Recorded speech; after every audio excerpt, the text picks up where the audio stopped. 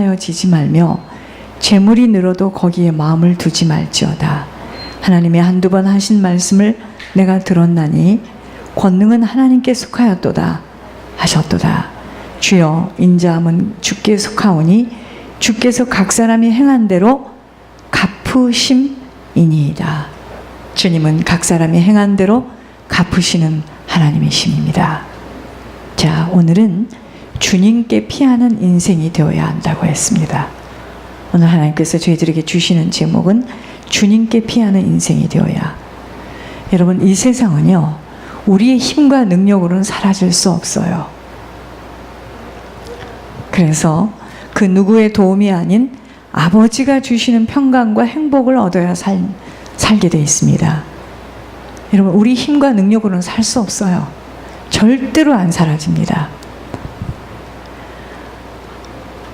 누가 나를 도와줘도 살 수 없어요. 아버지가 나를 도와야 합니다. 그래서 주님만 바라봐야 합니다. 사람은요, 내게 절대로 힘이 될 수 없음이라고 깨달아지는 순간부터 오직 아버지에게만 소망이 있음을 알게 하십니다. 사람은 나에게 힘이 될 수 없구나라는 것을 깨닫는 순간부터 아버지에게만 소망이 있다는 것을 알지. 그래서 오늘 묵도에서 말씀하신 것처럼 부자는 하나님 나라 들어가기가 정말 어렵습니다. 거의 못 들어간다라고 생각하시면 됩니다.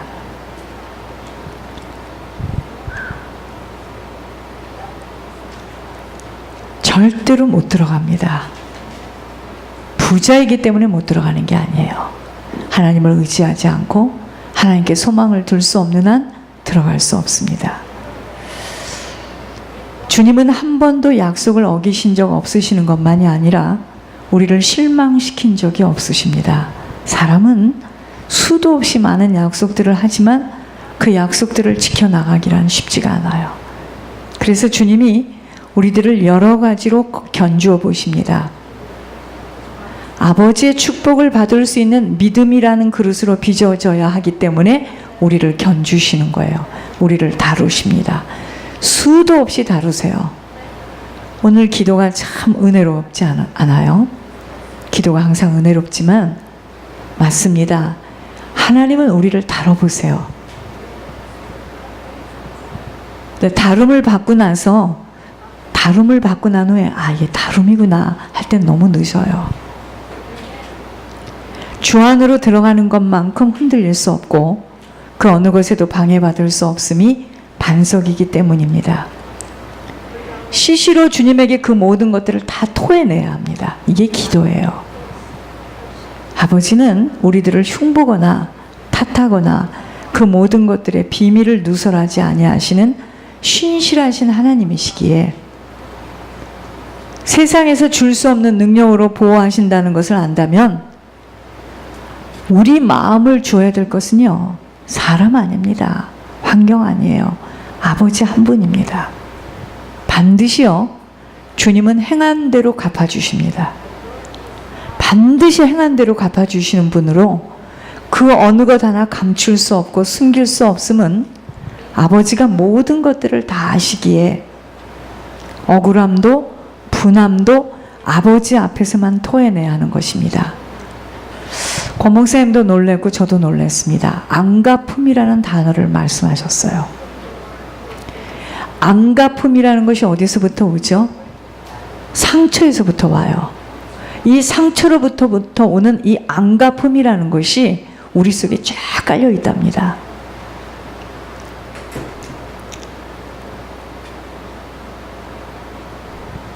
자, 아이들 보세요. 아이들은요, 자기 것을 뺏으면 죽는 줄 알아요. 그죠? 그래서 저쪽 아이가 자기를 때리면 다시 가서 또 때립니다. 그게 안갚음이에요. 신앙도, 어린 신앙은요, 안갚음 속에다 꽁 하고 갖고 있습니다. 그게 안갚음이에요. 그래서 어린 신앙으로는 하나님께서 부어주실 수가 없다고 했습니다. 그게 뭐냐면 자아가 어린 자아로 머물러 있는 거예요. 안갚음. 정말 우리 속사람이 치유돼야 됩니다. 지금 급하고 위급한 문제는 우리가 지금 치유돼야 돼요. 우리 속에 말할 수 없는, 그러니까 토라지고 삐치고 강단에서 무슨 말 하면은 막 이러고 교회 안 나오고 하는 것들이 뭐냐면 그 안갚음 때문에 그러는 거예요. 굉장히 어립니다. 어려요. 자, 보세요. 사람들은 아버지와의 깊은 교제가 되어지지 못한 만큼은 자꾸 입을 벌려서 사람을 붙들고 사람에게 자신의 사정을 토해내는 포악을 의지하게 되기에 부끄러움을 당하게 되는 것입니다. 여러분, 사람 의지하면 부끄러움 당합니다. 사람에게 자기 거 다 얘기하죠. 부끄러움 당합니다. 인생의 모든 것들은요, 아버지의 소관이에요. 아버지의 주권 속에서, 아버지 관할 속에서 이루어지는 것들입니다.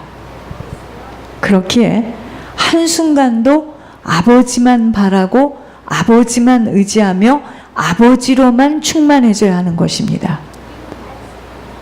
우리를 불쌍히 여기시며 우리를 도울 수 있는 자비와 인자함은 아버지 외에는 없어요. 사람이 나를 불쌍히 여기지 않습니다. 비난하죠. 예를 들어서 우리들의 마음이 재물에 가 있으면 재물 때문에 관계가 끊어지는 것만이 아닌 온 마음을 다 빼앗겨요. 그래서 사단의 공격을 받을 수밖에 없게 되는 것입니다. 왜 지속적으로 아버지에게 그 모든 것들을 다 투자하며 아버지가 경영하는 인생 속으로 들어가야 할지를 잘 살펴야 합니다. 세상을 이기며 죄악을 이기는 사단도 꼼짝 못할 수밖에 없는 이 권능은요, 아버지에게만 있어요. 그래서 다른 것 바라거나 의지해서는 절대로 사라지지 않습니다. 우리의 입은요, 아버지에게만 열려져야 합니다. 그게 기도예요. 하나님의 쓰시지 못하는 사람은 사람에게 입을 크게 벌리는 자입니다. 쏟아지는 말들을 주워 담을 수 없기에 입을 여는 자를 하나님은 쓰실 수가 없어요. 기억해야 합니다. 무리는 입을 열어도 각자의 복을 받을 그릇이 적을 뿐이지만 입을 여는 자는 절대로 제자로는 쓰임받기 어렵습니다. 속사람이 하나님의 영으로 채워지지 못하는 만큼은 사람에게 입을 크게 열게 되기에 사단은 그 입을 가지고 끊임없이 들락날락거리는 통로로 쓰임받기에 사단이 쓰기에 여간 편리한 자가 되는 것입니다. 곧 사람에게 입을 여는 만큼은 놀라지 마시옵소서. 하나님에게는 열 수 없는 영적 원리임을 기억해야 합니다. 여러분, 사람에게 입 여는 만큼은 하나님에게는 입 못 엽니다. 기도 안 됩니다. 거의 안 됩니다.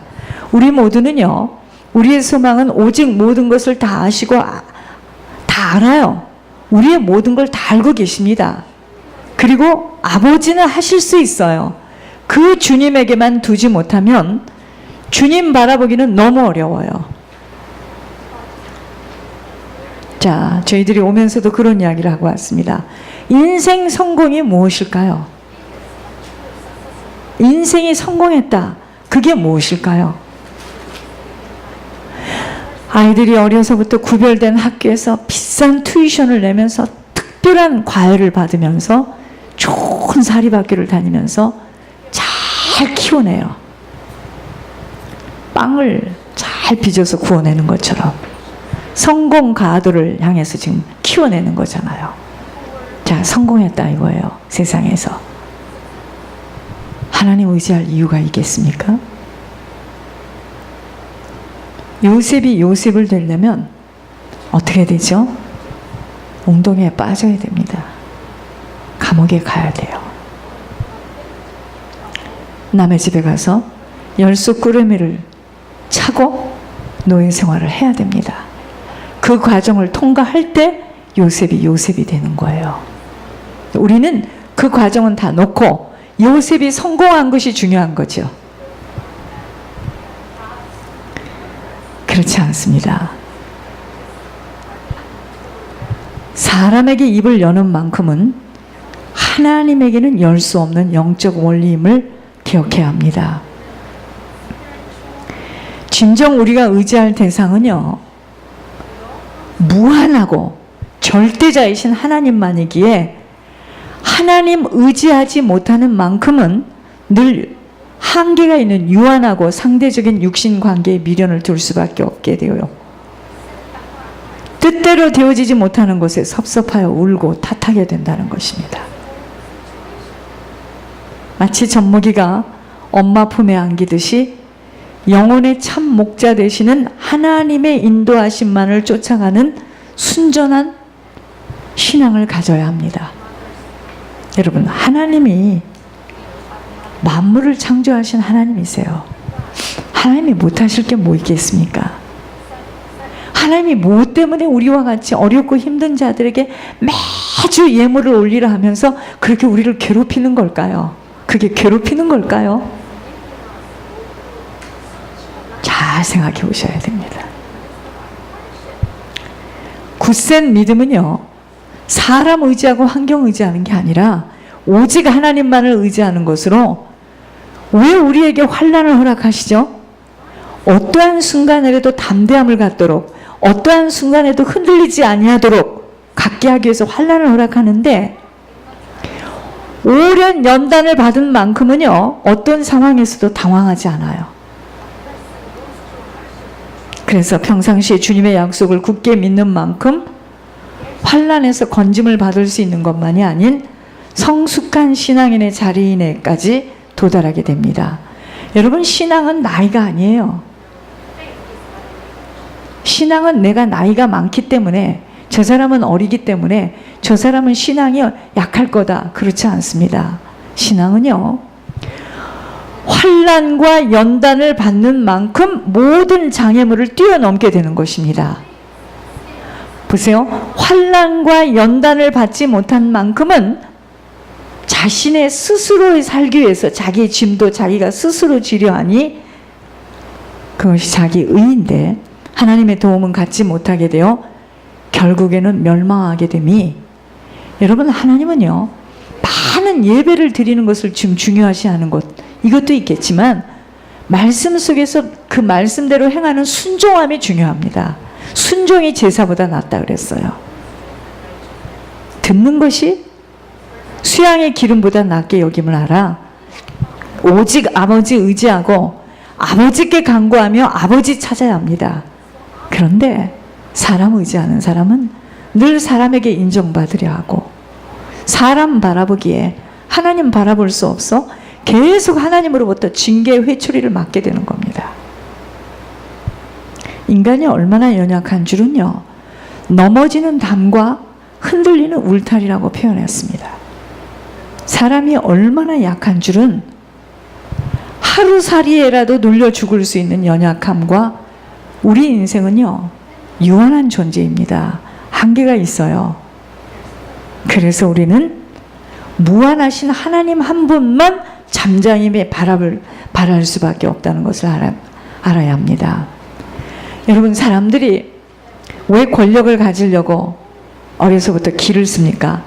왜 재물을 모으려고 어려서부터 구별된 곳에서 비싼 튜이션을 내면서 막 아주 기계와 같이 왜 교육을 시킵니까? 재물을 얻으려고. 권력이나 재물이 현실 세계에서 미치는 영향력이 대단한 것처럼 보일지 모르지만, 그러한 권력이나 재력이 연약한 자를, 비천한 자를 도우는 데 쓰임받지 못한다면요,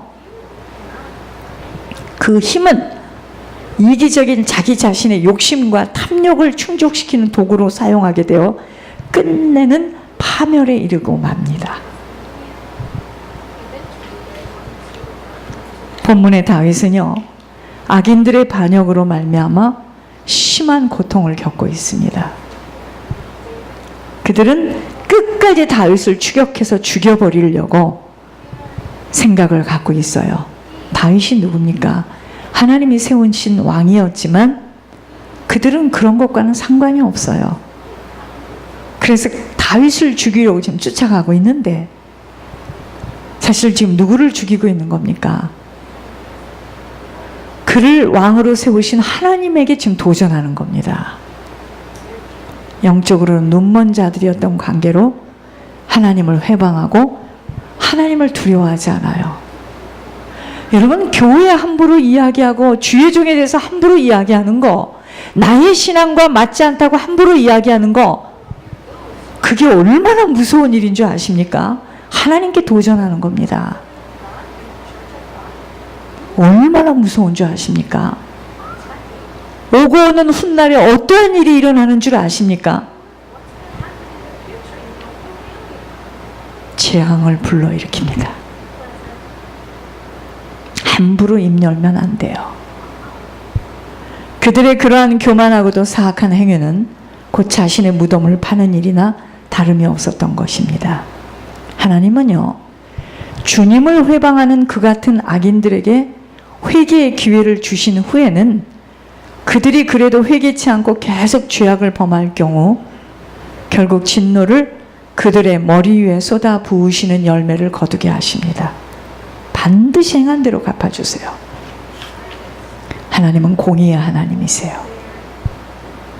따라서 하나님을 굳게 우려하는 자는 그러한 음모와 공격을 두려워할 필요가 없어요. 왜냐? 그것은 하나님께 대한 공격이기 때문에 하나님이 반드시 그것에 대해서 갚으셔요. 두려울 게 없습니다. 그래서 오직 우리는 하나님 한 분만 의뢰해야 합니다. 하나님만 의뢰해야 될 이유는 모든 육체는 풀과 같이 수잖아여서 결국은 사라질 수밖에 없는 존재이기 때문이에요. 제가 짧은 시간이었지만 많은 시행착오를 했던 첫 번째 원인가 뭐냐, 끊어야 될 사람 관계를 끊지 못하고 사람을 너무 바라봤어요. 엄청난 일입니다. 이제는 아닙니다. 그 연약한 자를 통해서 사단이 얼마나 장난을 치고 날 가지고 울렸다 웃겼다 하는지 이제는 아닙니다. 당연히 매를 맞아야죠. 사람은 절대로 아닙니다.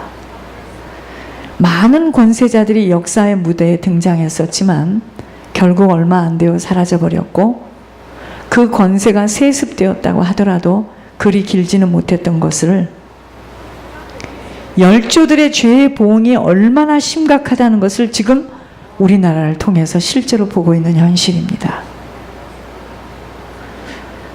그러므로 성도가 하나님께 은혜로 주신 그 구원에 이르기까지 우리가 하나님이 나를 찾아오셔서, 그죠? 하나님을 믿음으로 말미암아 천국을 갈 수 있는 길을 걸어가게 되어 있어요.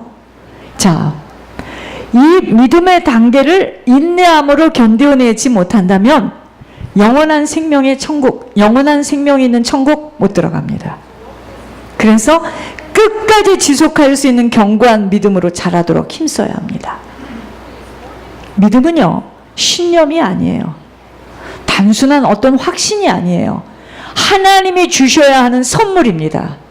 하나님이 주시지 않는 믿음은 지식일 뿐이에요. 그래서 하나님이 주신 믿음을 받지 못하면 주님 안으로 피할 수 없어요. 피하고 싶었다고 해서 피해지는 게 아닙니다. 오직 이 믿음만을 통해서 주 안에 갈 수 있기 때문에 믿음 빼앗기면 모든 것 다 잃어버리는 거예요. 사단은 뭐냐? 누가복음 4장에 나온 대로 내가 부어받은 이 권세를, 세상 권세를 내가 원하는 자에게 주겠다는 겁니다. 나에게 무릎 꿇는 자에게 주겠다는 겁니다. 지금 사단의 전략은 뭔지 아십니까? 세상 것 다 주고 믿음 뺏겠다는 거예요. 다시 말할까요? 제가 어저께 예은이 지영이하고 예배를 드리면서 줬던 메시지입니다. 사단은 육으로 살라는 거예요. 육신으로 살라는 겁니다. 그래서 이 말씀조차도 다 육으로 받는 겁니다. 그래서 육으로 받아서 나하고 맞지 않으면 튕기는 거예요. 얼마나 무서운 이야기입니까? 제가 어제 예배를 드리면서 느낀 거예요. 아, 어릴 때부터 말씀이 들어가야 되는구나. 그 옛날 다이퍼 차고 의자에 둘이 앉아서 예배 드렸던 그 시간이 다시 왔어요. 하나님은 그거 하게 하시려고. 여러분 보세요. 얘네들이 얼마나 무서운 애들인지. 오자마자 예물. 그래서 예물을 내놓는 거 있죠. 제가 찬양을 드리면서 하나님께서 이거 하게 하시려고, 특별 과외하게 하시려고 지금 하나님께서 얘네들이 주의 종이기 때문에, 제가 참 놀라웠습니다. 하나님이 하시는 일은 신기하고 놀라워요. 여러분, 어려서부터 말씀이 들어가야 됩니다. 그렇지 않고는 다 지식일 뿐이에요. 자, 우리가요, 믿음은 신념이 아니에요. 확신 아닙니다. 선물이에요. 이건 아버지가 주셔야 돼요. 아버지가 주시는 것을 받을 때 우리는 이 믿음을 가지고 아버지를 만날 수 있는 거예요. 지금 우리들에게 물질과 건강과 실력이 없어 우는 것이 아니에요.